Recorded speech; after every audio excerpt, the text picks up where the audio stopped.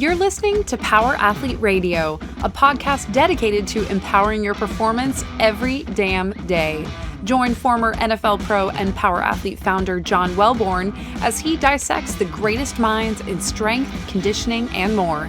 Joining him is everyone's favorite coach and hair model, Chris, aka Tex McQuilkin, Power Athlete's Director of Performance.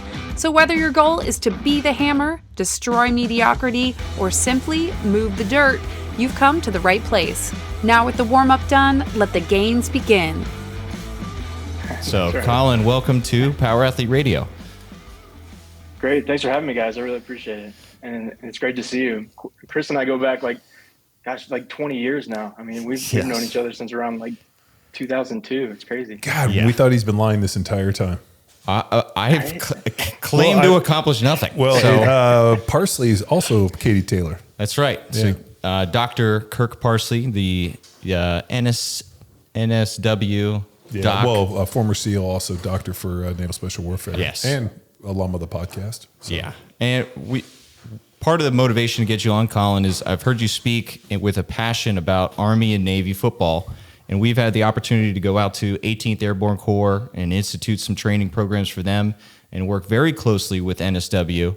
And it's always a point of contention, the football game, which I always thought was awesome, man. So let's kick it off with that, some Army football talk. Speak to us about your opportunity there and what that game has meant for you.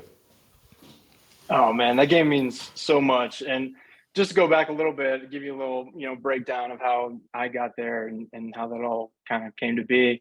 So I was a freshman in high school when 9/11 happened.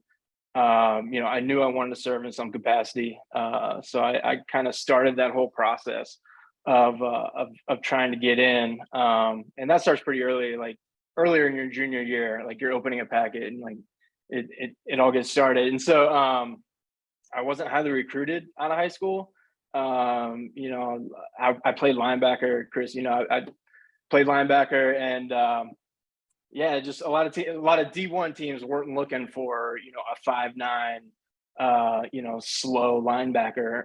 So I didn't get a lot of looks there. But Army was interested in me as a fullback. So I jumped at the opportunity. I had already started to apply, and I had my, congressional nomination. It was kind of like the hardest part. So it was kind of an easy matchup there. They wanted me to play football. I wanted to go there. So, I went and got there basically like glorified walk-on. Like I was probably last on the depth chart.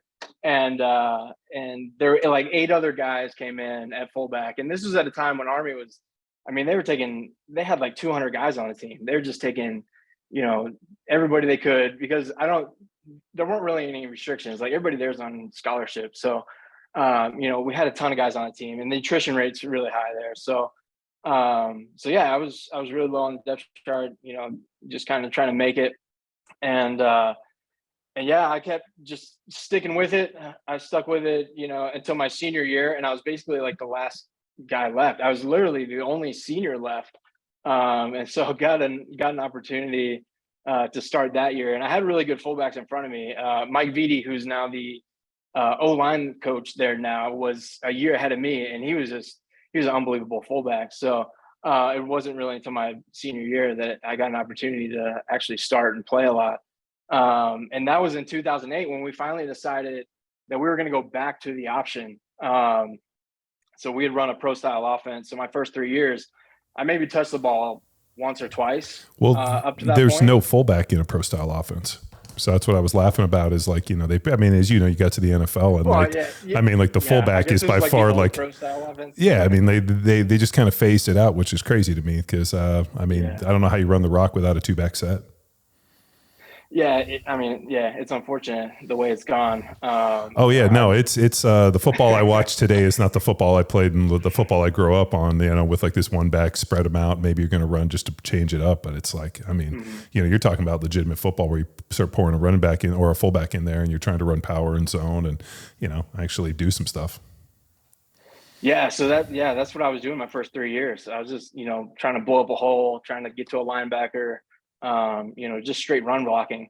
And then my senior year, we went to the triple option. And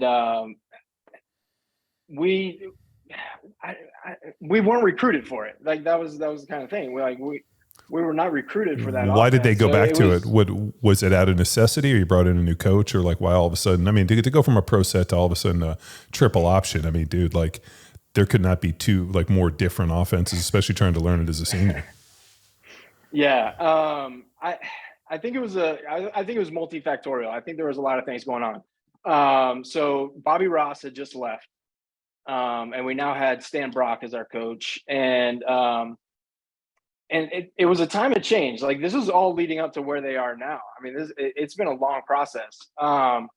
So there was, I don't know if there was pressure from alumni or who or what, but it was kind of this movement towards getting back to what academy football is kind of all about. You know, running the options, you know, spreading things out, running the triple option. So they just wanted to get back to that. Didn't Navy run like a weird wishbone? I only remember this because we played Navy in the Aloha Bowl. This is like in the early 90s. And they ran some wacky like wishbone offense that we had never seen. And so I just didn't know if like that was kind of like the wishbone, triple option, that type of stuff was more like the academy type football. Yeah, it's kind of the academy type football because you have smaller O linemen, and if your O lineman can cut and you know run, and it just works. Like the personnel works for those kind of offenses, and that's why they're effective because you can get those linemen moving and then just cut guys. So yeah, there were a lot of reasons for it, but I just knew that I got told like, hey, you're gonna run the dive. You're gonna run the dive every play, and you're gonna get hit every play. You're gonna get crushed every play. So just be ready for that. And I was like, all right, so great. Not knowing really what to expect. And then, you know, we started running it, ended up like 200 something carries that year and, you know, rushing a lot of yards. And that kind of garnered some attention, which leads in the NFL stuff. But to speak on the Army Navy game, I mean, it was an unbelievable experience. I mean, it was just to think about the scope of that game and, you know, the history of that game, everyone that has played in it. You know, it's just an honor, and, you know, it was a privilege to play in that game. I thought, you know, it was amazing. And even as a player, you kind of get like the football blinders on, so you're not really like seeing the whole picture. But going back now, I think it means even more now than it did when I was playing. I mean, when I was playing, it was like, you know, I want to kick ass on the field and like play really hard and win this game, which we never did. But you know, that's another discussion. But yeah, it's just such a great game. I mean, it's a celebration. It means so many different things to so many different people. You know, it's more than just the football on the field. There's so much more that goes on outside of that. You know, you have the cadets. I mean, really, it's the end of their semester. It's time for them to let loose and to celebrate their school and the pride in their school. You know, for the midshipmen as well. And then, you know, you have a lot of organizations that surround that game and use it as almost like a reunion. You know, one of the organizations I'm involved with, Legacies Alive, they do a tailgate every year, and it's got bigger every year, and it's really a reunion for Gold Star families. So it's a way to celebrate them, celebrate soldiers, celebrate our freedom and country, and it's such a privilege to have been a part of that. And going back as a fan is so much different. I didn't go back for probably, 7 years. I think I graduated 2009. I didn't go to a game until 2016 in person. The first game I went to was in 2016 in Baltimore. And that was the first time that we had won in probably 14 years. So I was just freaking out. We had got my brother-in-law also went to West Point, and we had gotten tickets like a week before. And so we were sitting up in the nosebleeds with all the Navy fans, like being obnoxious and just going crazy because we were winning. And then I don't think I've ever run out of a seat and out of bleachers and onto a field faster than after we won that game. You know, it was unbelievable. So it's a great game. It's like, it's basically an American bucket list item. Like I feel like every American should go to an Army Navy game and experience it because it's such a great experience. I mean, just everything, the flyovers, the cadet march on, just all the pageantry and everything. I mean, it's really cool. It's really cool to see. Awesome. Yeah, and they get the opportunity to move it around to different pro stadiums each year. Oh, okay. Yeah. I know the president usually goes. That's like a big deal. I always remember seeing the Army Navy game. I saw Obama go. I'm pretty sure Trump went. I don't know. I mean, I didn't watch it. Biden went, but I always thought that was kind of neat that, like, you know, historically the president always shows up, which I think is cool as shit. Yeah. So I have a quick story about that. I actually met George W. Bush at the Army Navy game my senior year. He came and talked to he talked to both teams, but he came and he like introduced himself to the captains, which I thought was really cool. And he asked me where I was from. I said Texas, and he was like, "Oh, you know, tell your parents I said hello." And I was just like, "What?" Okay. Oh, all right, like cool. We met. I met George W. on the campaign. We were at training camp for Kansas City Chiefs, and Lamar Hunt at the time was our owner. He's since passed away, but Lamar Hunt and his dad and his family pretty much, you know, were like this with the Bush family in terms of like donations and oil and all that. So I know that old man George, what is it, Huber, like whatever the old man that was in charge of the CIA. So he and old man Hunt were good friends. So all of a sudden we're at practice and this fucking tour bus pulls up onto our field. And mind you, like out of nowhere, like all of a sudden all these like Secret Service dudes are coming around. They collected all of our helmets. Like we're going to fucking hit the president with a helmet, right? And so we're standing there and he gets off the bus and comes out. He's wearing cowboy boots. And it was really interesting to see. Well, I mean, it was cool to meet him, but it was really interesting when he walked over and like you could see him like shaking old man Hunt's hand. Like, "Thank you so much, Mr. Hunt. It's great to be here." And it was just like so appreciative that you're like, how much fucking money has this old man been giving this guy, you know? But, you know, to pull his tour bus up on, you know, on the campaign stop. So that was super cool. We all got to shake his hand and he talked to us for a few minutes. But, you know, I mean, like, you know, however you feel about, you know, politics or whatever, like it's still this amazing institution that only, you know, 46 people in the history of the United States have actually done. So I still have some reverence and, you know, it's kind of tough when you see these people, but at the end of the day, it's pretty amazing lineage that so few people get the opportunity and then you get a chance to meet the president. This episode of Power Athlete Radio is powered by Train Heroic, the most immersive strength training app experience on the market. We've built our online training business by partnering with Train Heroic and helping us deliver all of our world-class training programs like Jack Street, Field Strong, and Grindstone. To learn which Power Athlete training program best suits your goals, head to powerathletehq.com/training. And if you're a coach looking to build a business with the best tech and training, go to trainheroic.co/powerathletehq. And now back to the show. So you rolled from graduation right into the Army. What was that experience like? Is it, I mean, West Point, you're automatically like above the ranks. So how does that Well, you're experience? An officer, so yeah. he goes as an officer. So where did you deploy, or did you deploy? How'd that all go? So I did not deploy overseas. So I was stationed at Fort Sill in Oklahoma. I was commissioned as a field artillery officer. So I was stationed out there. So I was a executive officer for a training battery. Like we were training privates to become artillerymen, basically. So the guys that worked on the cannons, the cannon crew, we were training them. So getting them ready to go to their unit so they could be, you know, proficient cannon crewmen, basically. So a lot of what I did was, you know, making sure that our guns were maintenance, we had the supply we need, and then I was out in the field as a range. They called it OIC, basically officer in charge on the ground when we were shooting. So yeah, did that for 3 years on active duty. And then the Titans thing came around. So it was kind of a. How did that all come around? Like that's pretty interesting in that, like, you know, you're in the Army, you're in this, and like, you know, 3 years is might as well be, you know, 7 careers to be out of football, and then all of a sudden they kind of, you know, peel you back in after you're already 20, 25, 26 years old. Yeah, I was 26 at the time when I got signed. Yeah.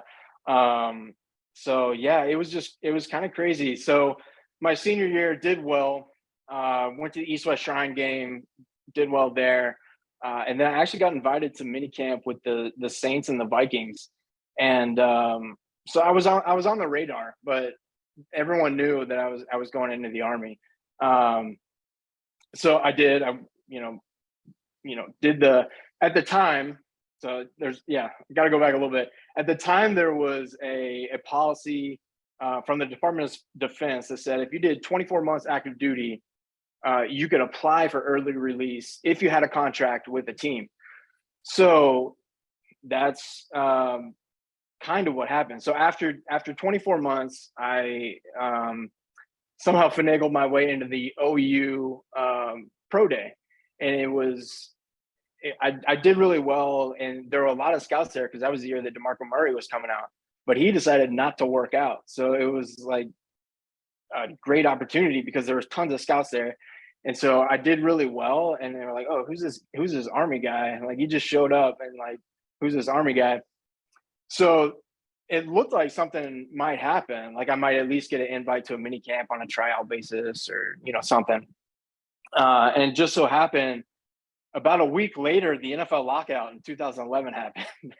And it kind of just like shut everything down. Like I didn't get signed by anybody. I didn't get picked up for training camp. I mean, it was tough, but I decided I was kind of at a crossroads. Like, man, it's already been 2 years and I haven't played football. I was catching balls from 7th graders at a local church, just to stay in shape.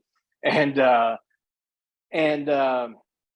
so I decided to give it one more shot in the spring of 2012. They used to have the NFL regional combine. You could pay $200, anybody could show up and work out. And it was, oh man, like when I showed up, I was a little concerned because it was like, a shirt with like iron-on numbers and a guy that got off the street with a camcorder to like film us running 40s, and there was like no scouts or anything. So I was a little worried. And then about a week later, I got a call, said I qualified for a super regional combine, and I was like, all right, and another $200. Yeah, exactly. Yeah, just like, milking you. This is a scam. Yeah, what has happened? Yeah, you're going to the super regional combine, but this one's going to need 200, and we're going to need you to PayPal us this money. And you're like, what? There's no NFL on this email. Yeah, I was sending my money right to a Nigerian prince. Showing up in Detroit for a workout. Yeah. So, but it turned out to be legit. So I went to Detroit. It was at Ford Field. And yeah, there was scouts and GMs and the whole deal. And it was me and one other guy that was there for fullback. And then probably like 6 running backs. And so I was like, man, this is it. Like this is my last shot, So I gave it everything I had. And I did really well, and I probably ran the fastest I've ever run in my life. Like it was like high 4.5s, like 4.6, and like basically just blacked out and like ran a 40. So, so then about I guess it was like 2 or 3 weeks later, maybe not even that long. It was maybe like a week. I get a call from Jacksonville, like, hey, we want you to come out for mini camp on a tryout basis. And so, yeah, it's great, And then Tennessee found out about it, and they called me on like a Tuesday or Wednesday before I was supposed to leave on Friday for this mini camp, or Thursday. And like, yeah, we're going to bring you out. So I went out like the next day and did a tryout with them, and they signed me that day, May 1st, 2012. It was crazy. So then I came back to Fort Sill and basically had to get all the paperwork together to be able to apply for this early release. Had to be sent to the Pentagon and like all this craziness. So, I was calling in favors to generals and things, like trying to get this paperwork moved. And, it was unbelievable. I guess I should preface all this by saying like nothing happened in a vacuum. Like there was so much help along the way, to make things happen. I can't be more thankful for everyone that stuck their neck out for me and helped me get to, that point. So yeah, I went back and I put in the paperwork, and then I was back probably a month later for OTAs, rookie minicamp and OTAs. And then, during that time, my paperwork had been submitted, but it wasn't approved yet. So, oh man, I'm blanking on names, but General Lennington was at the Pentagon. He was a commandant while I was at Army, and so I sent him a message like, "Hey, could you look into this? Maybe see what's going on. Push this paperwork a little bit." And he made it happen. It was like everything got moved forward, and by the time I started training camp, like I was in that transition. So, like I couldn't have done it without all the help that I had. I mean, it was unbelievable. But yeah, I went back and training camp and went through training camp, and then got cut, which is always fun. And then, got picked up for the practice squad, got a call. Hey, you made the practice. We're signing you to the practice squad. So I was back on the practice squad after camp. And then, and then hung around on the practice squad, activated for 2 games. I was activated for Houston and Jacksonville, actually as a running back, because we were down some running backs. So, and I was running running back on the scout team. So they're like, "Oh yeah, Mooney can do it if we need a guy." So Jacksonville, I actually, at the end of the game, we're in a 4-minute drill, and I got like 5 carries for like 21 yards or something. Nice. Yeah. So it was like, They're like, "Is that white guy lost? What's he doing back there?" Yeah, exactly. I'm like, who is this guy? Oh yeah. He shouldn't be there. Yeah, no, I mean, dude, the only white running back, I guess McCaffrey. Rex Burkhead, Houston's backup. Oh, that's right. Yeah, no, I mean, they're few and far between. We can probably name them on a hand. So that's good. That's good you got in there. I mean, 4 minutes. Yeah, cool. So for those of you guys who know, 4-minute drill is basically you're at the end of the game, you have the ball, you have the lead, and you're just basically trying to just pound the ball out or kind of run out the clock. So 4 minutes, just an opportunity to go in, and the whole deal is about getting first downs and just chewing the clock up. So they teach guys to like get slow off the ground and do a bunch of stupid shit. Like if you get hurt, you got to run off the field. Like it's but it's a legitimate part. Just like you prep 2-minute drill and your opening drive in that 4 minutes usually end the game. Yeah, we were beating Jacksonville like, I don't know, 30 to, I don't know. We were killing them. So yeah, they basically told me like, "Hey, go get a first down." And so I was running like it was the Super Bowl, man. Like I was running as hard as I could, just to like get every yard, get the first down. I got a first down. I was like, that's it. Like I did it, So it was a fun moment. So.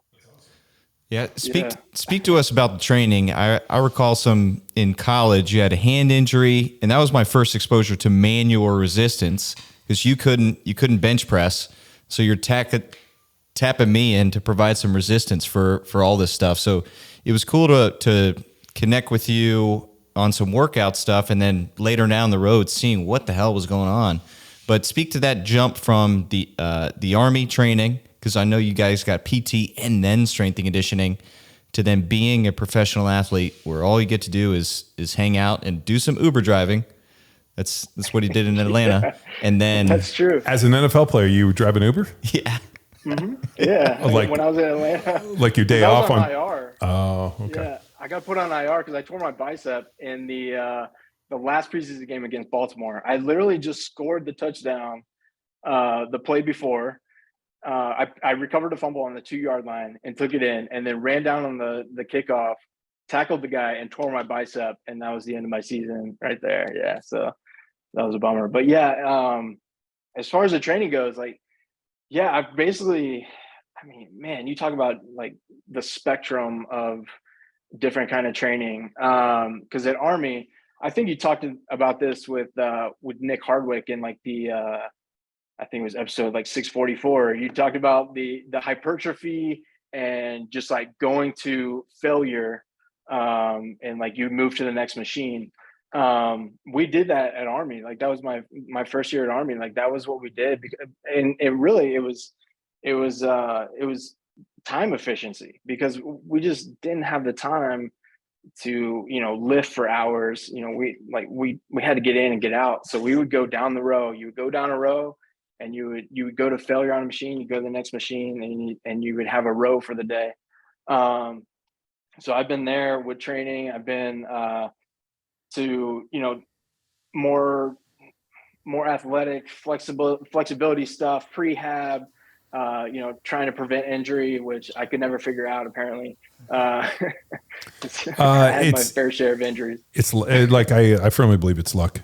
Like I honestly, like I was, somebody asked me recently about it, about like, hey, what injuries did you have? Like, how come, like they just basically, and I was like, dude, it's 100% luck. Like I was thinking our center, Bubba Miller, we were like, first game of the year, we come off on a double team. And as we come off, like somehow the dude like fell down and we stepped over him. I stepped over him and he landed on Bubba's leg and broke his leg. Like on film, like we watched it and we still, to this day, I don't know how Bubba broke his leg. Like we came off on a double team, the dude went down, I stepped over him and somehow Bubba did and he broke his leg.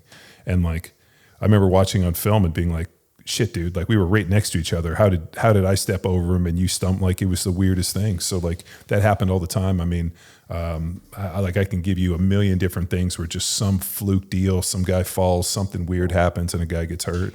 And I really think like when you come across guys that are like, Will Shields didn't miss a game or a play in like 14 years and never had a major injury.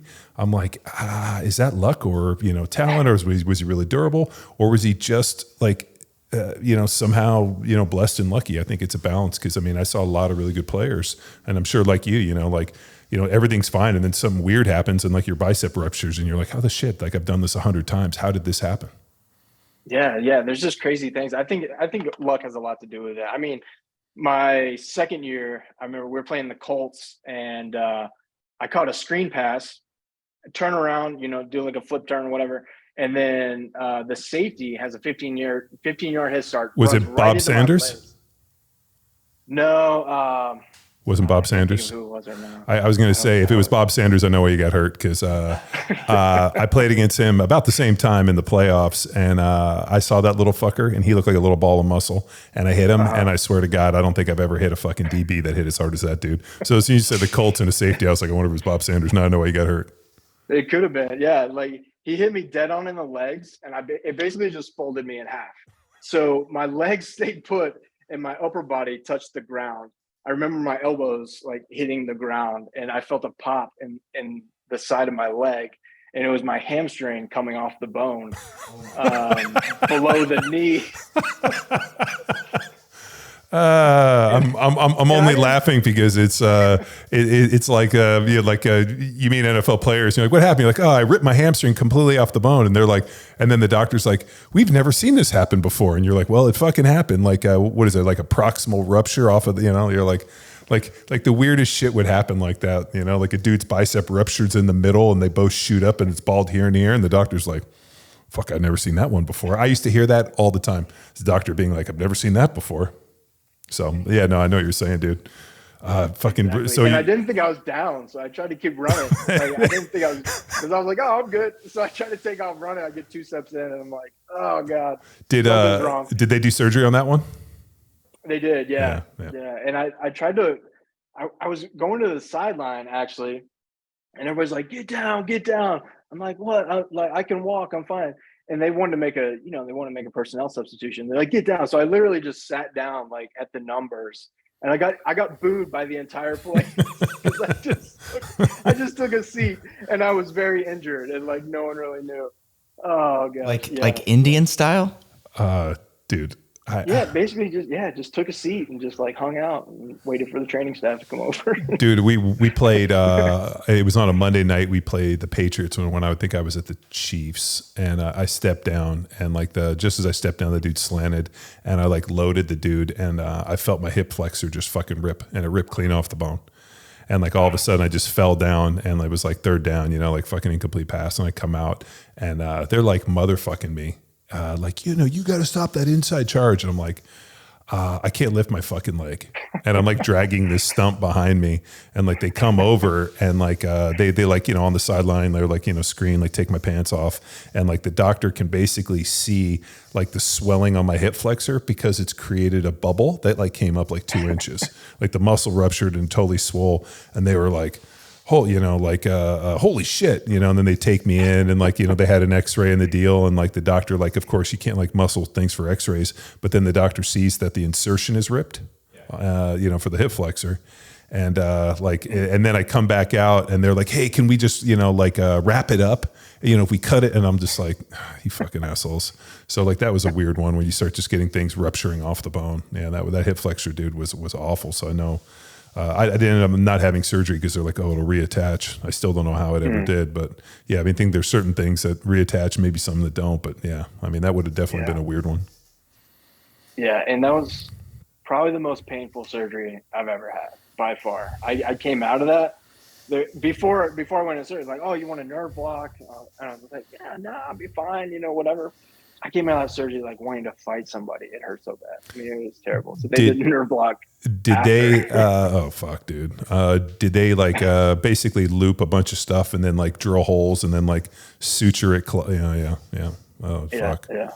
Yeah. Like there's a little part of my leg that on my lateral fibula, I guess, and just it's weird. It's like sticking out a little bit. Does like your tib fib kind of get jammed up sometimes, where you got to kind of like take your hands and kind of almost like do like a manual adjustment to kind of release it a little? I haven't had too many issues with it. No, it's been fine. It doesn't lock up or anything like that. So thankfully it's good. Like I feel good now. Yeah. So I haven't had any issues. So you broke a hand, tore your hamstring off of the bone. What else? Tore my right meniscus probably the second day of pads in my rookie year, and didn't tell anyone for a little while until it started just locking up. Yeah, basically. Yeah. And then I just dealt with it for the entire season, and I got it fixed after the season. So it was kind of one of those things. Once the swelling and everything kind of got out of there, it was good enough to play with. It wasn't too big. It would lock every once in a while, but it wasn't a huge issue. So so you ended up playing for Jacksonville, and then you went to Atlanta, Tennessee, and then Atlanta. Right. Yeah. So I spent 12, 13, 14 in Tennessee, and then 15 in Atlanta, and that was it for me. Didn't look too good on paper at that point. Multiple surgeries. 30 years old, 30-year-old running back with multiple surgeries. It's just it was time. It was time. I've told these guys that all of a sudden in the NFL you turn 30 and like it's the weirdest thing. I remember like my 30th birthday happened and people like just start treating you different. And you're like it's the weird. Like I'm like, am I making this up in my mind? And they're like, well, you're 30 now. And I'm like, now I think back on it, like I was like just a young kid at 30, but yet in the NFL they treat you like a dead man walking. That's really like I heard it all the time, especially like as like the trainers are really interesting because usually like the football staff uses the trainers because they're in the meetings to try to like get information out, like submersive information. So like all of a sudden the trainers will be in there talking about stuff and you're like, oh, these fucking assholes. But they'd be like, well, so-and-so slowed down. He just turned 30. And I'd be like, fuck you. But yeah, that was, I'm sure you've seen this too, where like all of a sudden like the trainers are saying shit like this and you're like, I know exactly where this shit's coming from, almost to the point where they're like planted to like subvert information, like, like within like a military operation where they're just like leaking intel, but yeah, that's psyops. Oh yeah, totally. To the point where you're like, is this really true? Or are you just trying to tell me what the coach doesn't have the balls to tell me that I'm 30 years old and I'm over the hill now? It's fucking crazy, dude. And I like in my head, it's so weird. Like, especially when I like, meet people that are 30, I'm like, you guys are still kids. And like, we were still kids, but yet in the NFL, they have this, but maybe like the Tom Brady thing has changed where now all of a sudden you have like Aaron Rodgers and Tom Brady and these dudes that are in their 40s. Like I remember when I was a rookie, there was one dude in his 40s and it was Sean Landeta, who was the punter for us. And like, he was the only person that like played into their 40s other than like, who was it? Clay Matthews played into his 40s. Like to have a guy in his 40s was like unheard of. So the fact that like all these, like there's all these like late 30s, 40-year-old guys now just either goes to show that like somehow we figured out longevity or just the volatility of the game is so diminished that it's no longer, it's something you could be able to do. I remember Tony Gonzalez told me after the lockout when the new CBA came through, I remember he called me and was like, yo man, we could have played 30 fucking years if we had been started in this, because I played in like the Dick Vermeil days when it was like my rookie year, we went to training camp, 42 days in training camp, pads, special teams, pads, special teams. And we had a bye in preseason. So we were in it for like literally 6 weeks of training camp. Oh my gosh. I can't even imagine. Yeah, it was terrible. That's so much. Yeah. It just breaks you down. Yeah. And then they're like, oh, I don't know why you guys aren't very tough. You're like, fuck, dude, we just had something like 34 fucking 2-hour fucking grinders in training camp, So I think, it's good just because, you pay these guys all this money and then you just, grind them into dust with your boot heel. So, but I understand it. But then also you look at the game and you're like, it's not very exciting anymore. Yeah. So. Collin, at these teams, did they look to your past experience with Army and look to you for any leadership and guidance there? I think that played into it. I don't think they were, looking to me as, the ultimate leader of the team or anything, but it was like, a good guy to have in the locker room. It's a different story. You have a different experience. You're an older guy. You're a 26-year-old rookie. You're not, 22, 23 years old. So I think that helped me stick around a little bit. I think that played into it as well. The NFL is very businesslike. If you're not producing, they're going to get rid of you. But at the same time, they look at players as a whole. Like, is this guy good for the locker room? Is this guy, are we going to be able to win with this guy? Is he going to help us win? I think that helps as well. Yeah. And who are the strength coaches? Did you have Jesse Ackerman when you were at Atlanta? Did you get the opportunity to meet him? Yeah. I met him, and then I under Steve Watterson in Tennessee. I've actually been blessed with really great strength coaches. Scott Swanson at Army, unbelievable. Actually, John Mother Dunn was at Army when I was there. Gabe Harrington, he was at Sornex for a little bit, and I think he's with Rogers now, but he's a great strength coach. Steve Watterson. There's just so many. And then, was able to meet Dan Riley. He was a former Houston Texans. He was kind of OG. He was like one of those OGs of manual resistance. There's been a lot of guys that have been, privileged to be able to meet and get coached by. I think that's something good. Yeah, John had a pal, Tom Canavy. He was Titans, but I think you might have missed that window. Yeah. Canavy would have been one of the assistants at Tennessee, and then I think Vrabel fired him and brought in his own guy. So yeah, a little bummed for him. That'll happen. Yeah, no, everybody wants to bring in their own guy, and the crazy part is I played with Vrabel, so that's always like, it makes me laugh that I see him out there. So if only we could tell the real stories. It's kind of crazy to see the progression of some guy, because I remember when I was in Tennessee, Arthur Smith was a quality control guy, and now he's the head coach of the Falcons, and it's just cool to see that progression, see where they end up. Sean McDermott was Andy Reid's handmaid.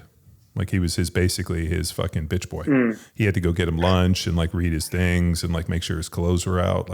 Sean McDermott's job when I got to the Eagles was the lowliest of lowly jobs, and now he's a fucking head coach killing it in Buffalo. So it's pretty amazing how those guys awesome. Yeah. They just got to get in it, and you got to stay in and work with the staff. He was really lucky because that staff that we had in Philly ended up going on, and everybody on that staff was a head coach or a coordinator, so it ended up working out real well for him. But I always think, dude, every time I see the games, I'm always like, damn, that dude used to have to get Andy Reid food, which was fucking hilarious. Because it was like 7 fucking trays, and then this door would open, and this big bare arm would just go and pull it in, and then we used to laugh that the door would open, and then he would just throw trays of fucking empty food containers at Sean McDermott. We had a whole skit about it. It was fucking great. Where they used to call him Mini Reid because he's red haired. It was. As you know, in training camp, it gets really boring, and you find a bunch of whole shit to latch onto. That was our big one. We're Mini Reid, and that was the Austin Powers. Yeah. Man. Collin, training looks a little bit different now. So speak to that. That transitions. We get the opportunity to speak to a lot of professional athletes. That some of them are able to find success. Some have struggles following leaving their professional career. So I know you've been still continuing to train hard. What was that transition leaving the NFL and now finding new opportunities for yourself? Well, just being consistent and in guarding that time to get my, training in. Like I enjoy training. I've always enjoyed training. So, I try to make it a part of my day, no matter how busy. And that's shifted. I mean, it's always going to change depending on what you're doing. And especially right now, I mean, I'm going through clinical rotations in my third year of medical school. And so just being able to find the time to get something in, can be difficult at times. But I mean, my ultimate goal is, one, to be functional. Like the specialties I enjoy, like emergency medicine and orthopedics, they're very physically demanding jobs. So, I want to make sure that, I can handle that, and also just be able to be a dad. That takes a lot of physical work too. I mean, I want, most importantly, I want my, if one of my kids, we're at the pool and one of my kids asked me to, throw him in the pool or, throw him across the pool, like I want to be able to launch that kid to outer space. You know what I'm saying? So like, there are very few things that make cap a father's ability when you're in the pool and your kids are like, throw me, to be able to throw them dramatically farther than any of the other parents. And then when you do a good job, all of a sudden all the kids come over and wait in line for you and all the other parents, and you're like, yeah, I'm going to fucking launch these little shits. Oh no, dude, I know exactly what you're talking about. When you were at Army, what was your undergrad? Was it undergrad in medicine? No, so I was basically a business major. So the major was management, which was basically our version of business.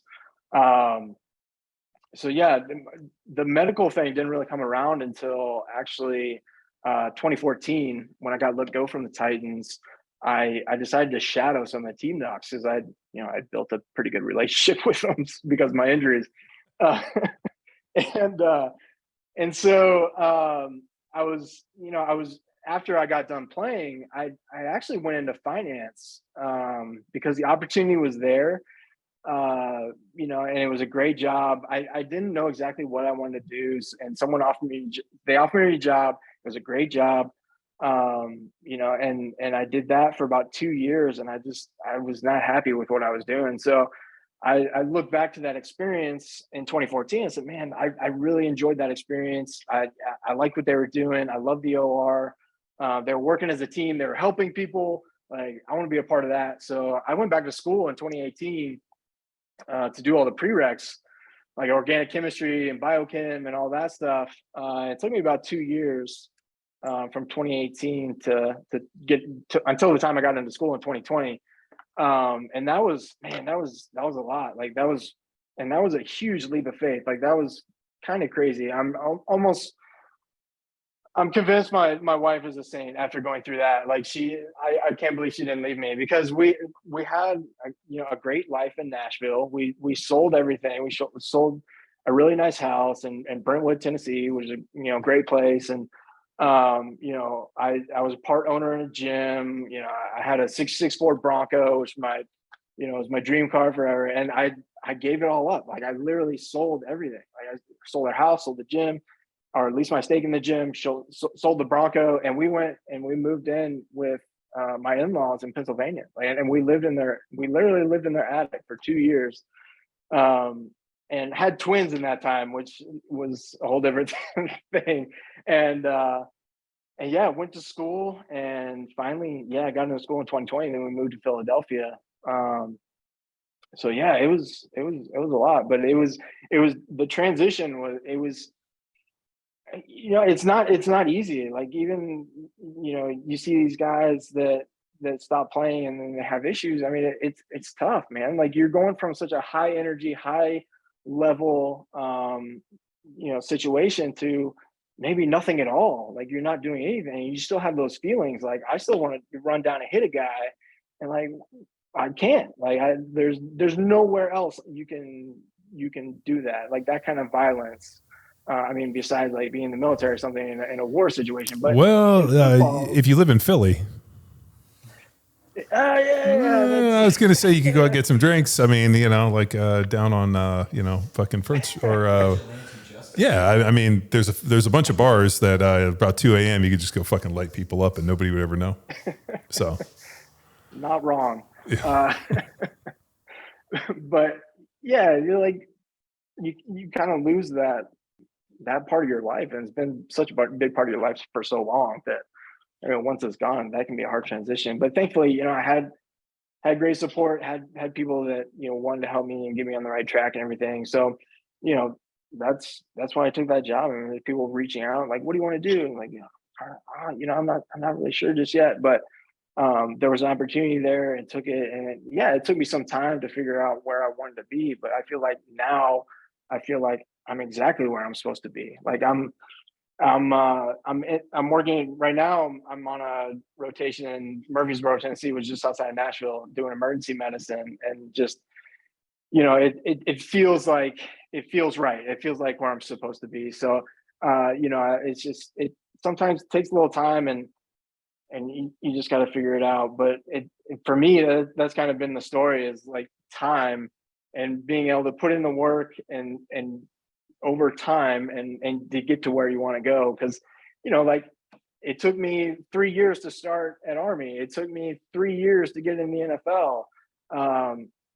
It took me a while to get into med school. Things take time, and people they see someone's journey and they don't really realize how long it may have taken or how much work went into getting in that place, and how many people were willing to put their neck out there for that person along the way. Because to say that I did it on there's no way I could have done anything without the help that I received from other people that are willing to help me, So, and there's also something to be said for when you're given an opportunity, don't mess that up. Like, if someone is going to stick their neck out there for you and give you an opportunity, like, take advantage of it and make the most of it. Don't just, blow it off like it's no big deal. Like, you go hard when you get that opportunity. So yeah, transitioning, it was different, but it's worked out so far. So I think we're on the right track. No, I mean, it's it's a testament to tenacity and just your ability to stay in the fight. A lot of people would have like, you know what, this isn't going to work. I'm out of this deal. I mean, to be away from football for 3 years and be able to get back into it's impressive.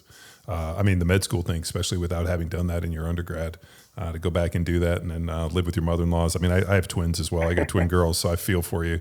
My wife, I don't think I slept more than 45 minutes for almost the first 6 months because my wife was breastfeeding. So it was this 3 hour schedule where they had to eat, and it was up, down, get them ready, get them in place, sleep, now pop back up. I mean, that, I can't even imagine doing that. I mean, I was trying to work my job and do everything and travel for seminars and a lot of stuff. And it was extremely demanding. So good on you for that. Yeah, it's a lot. And good on our wives for for dealing with that. I can't even imagine just this being sleep deprived and having to feed 2 kids. Oh man, it's hard enough with one. You got 2. Yeah. Well, and then we had a third, and it was amazing when we had my little boy, how we were holy shit, this is one kid. Like the divide and conquer, you alternate, it wasn't like we were both in a fucking firefight, a firestorm all the time. So, I mean, so then, where'd you go in school? And when you were in Philly or Pennsylvania, where did you do your schooling? So I started the undergrad journey actually at Middle Tennessee State. So I took biology there.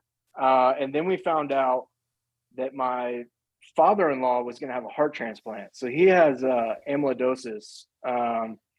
And we found out he was going to have a heart transplant. So we said we were going to move closer. And they said, well, why don't you just, while he's going to school, why don't you just come live with us? And that'd be fine. And so we lived with them. And then I ended up taking classes at Lehigh University because they live pretty close to Lehigh. That's where we went to training camp when I was at the Eagles.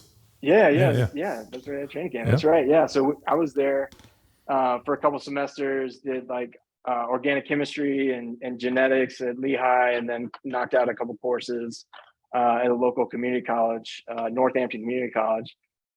So it's basically just, I was basically just trying to get the classes wherever I could, because you don't have to do a post-bac or anything. You just have to have the courses. So thankfully, Thankfully, West Point's very math and somewhat science heavy because big engineering school. So I took like 6.5 semesters of math and I took chemistry and physics at West Point. So I already had those knocked out. And so I really just had to get all the biologies, the organic chemistry, and then a genetics course. And then was taking the MCAT and applying to schools, which, man, it is a process. Like you don't realize what you're getting into when you apply to medical school, but it is a process. It's a lot, but yeah. Well, I believe it. I got one final question here. Sounds awful. Family man, and you're on rotation. Time is limited, and I know you jumped on the Grindstone program, and I hit you up, man. So how's that experience been for you to just utilize the flexibility and the choose your own adventure to still hit it while you got all this going on? It's great. It's really worked out for me. The Grindstone works out really well for me because so right now I'm gonna run a half marathon next weekend, and then I'm gonna try to do a full marathon at the end of the month. So I'm running like 3 days a week, and then I still like to lift. Like I don't want to like shrink up and lose all my gains. So I get those lifts in. I do the mandatory lower on Mondays. I hit the mandatory upper on Wednesday, and then Friday's kind of like the wild card. I just kind of pick one of the optionals that's left, or I'll do something that's like a CrossFit something or whatever, and then I'll run again on Saturday. So Tuesday, Thursday, Saturday I'm running, at least right now. So yeah, that's kind of another thing is like with the training now, it's like I want to be able to go run a half marathon if like a buddy asked me, because literally I was in a radiology course and I was talking with the guy next to me. He's like, hey, yeah, have you ever done a marathon before? I was like, no, And he's like, let's do the Philly marathon. So I was like, all right, let's do it. Is he as big as you? Yeah, he's a big dude. Yeah, he's not like a runner body type either. So well, I think the Philly marathon might go through the I think at least the one I remember, they used to it was based on like Rocky, so it used to go through the Italian market. Is that the one? And they would, and then it finishes on the steps. Well, you know all the back cuts, so you can finish that half a marathon in record time. I do know Philly like the back of my hand. I love that place. It was actually funny. A buddy of mine's going out there this weekend, and he was like, "Hey, where should I go in this?" And I looked it up, and a bunch of the old haunts that I used to go to, I sent him. I was like, "Yo, there was a really bitchin' Mexican food restaurant that had like small batch tequilas called Tequila right on Walnut Street." And I was like, "Yo, you got to go." And I looked it up. They're like, "We're celebrating 35 years." I think I was at their like 15th anniversary party. So, I mean, it was pretty neat, dude. Like Philly is one of those, coming from California, I might as well been going to fucking Gotham City. But after being there, I love that place. I really enjoy going to Philadelphia. I don't know if I could live there, but I do enjoy the people and I enjoy Philadelphia. I like it. So. Yeah, living there is a different animal, but it's been good. It's been good. We have a nice little neighborhood, so it's worked out really nice. Where are you guys at? So we're in Roxborough, which is like right above Manayunk. Yeah, dude, I used to live in Manayunk. Yeah. So I lived in Rittenhouse. Nice. I lived in Rittenhouse, and then I lived in Manayunk. So I would basically take Kelly Drive and basically go that way. Yeah. I lived right in Manayunk, so I know right where Roxborough is. That's Yeah, you know where D'Alessandro's is? Yeah. I was about to say that. Yes. So my cousin went to St. Joe's, and he's all about that. So Yeah. I visited him. Oh, yeah. So we live like catty corner to D'Alessandro's right there. Oh, shit. Yeah. Yeah. Oh, dude. I know the area extremely well. I know exactly where that is. Cool. Yeah, so we're right there. Nice. Yeah. Well, cool. All right, Mooney, It's like thank you. 6 minutes to PCOM, like where I'm going to school. So it's nice. Yeah. Sweet. Badass, dude. Well, Mooney, thank you for making time. I know you're a busy man and continue to inspire. Dude, no shortage of goals, especially this marathon thing. I continue to be amazed, dude. Yeah, no, I kind of threw up on my mouth for you a little bit, but it's a good time. I'm sure you'll have fun. It's going to be horrible. Yeah. You're like, these blisters, my feet. Playlist. All about the playlist. Nice. Well, Good point. yeah, dude, we'll let you go. Thank you for joining us for Power Athlete Radio. Thanks, dude. Pleasure. Awesome. Thank you so much for having me. Great to see y'all.